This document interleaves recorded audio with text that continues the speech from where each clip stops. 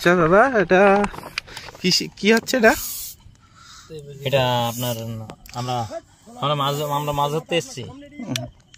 মাছ ধরতে এসেছি আমরা ভাটার পুকুরে মাছ ধরতে এসেছি। এখানে 2400 টাকা পাস। আমার সঙ্গে আছে রফিকুল ভাই, বাবলু, আর আমাদের বাবু আছে।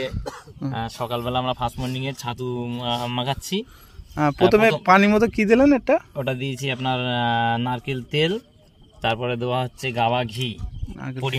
পর্যাপ্ত পরিমাণ মাফিক দিতে হবে। হ্যাঁ, আর ছাতু মাখাচ্ছেন আমাদের রফিকুল ভাই।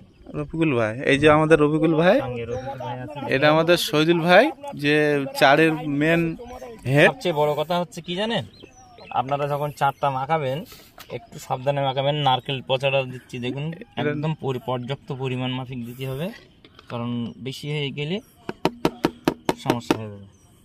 তারপরে দেওয়া হচ্ছে, আমি একটা জিনিস টপ সিক্রেট রাখবো, ওটা আমি কাউকে বলবো না, ওটা আমার সিগারেট। হ্যাঁ, কি জানি ও কত নম্বর সিটটা কি জানি।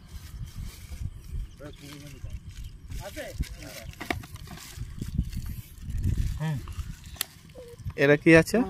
একটা মিষ্টি জাতীয় গাঁদ দিয়ে দিচ্ছি।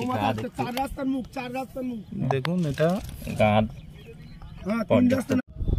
আচ্ছা শহীদুল বাবু, তোমার বাড়িটা কোথায়? আমার বাড়ি হালুয়া থানা, হরিপুর গ্রাম। আচ্ছা, এই মশলাটা কি মাছের মশলা এটা?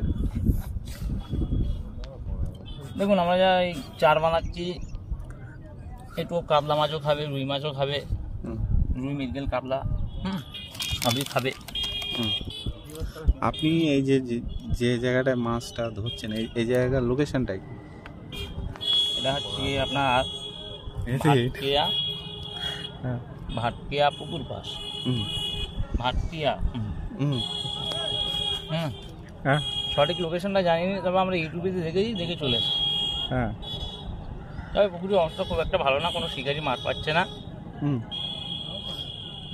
ওই তো দেখলাম শয় বসে আছে, কারো ছিপে মাছ দেখতে পাচ্ছি না।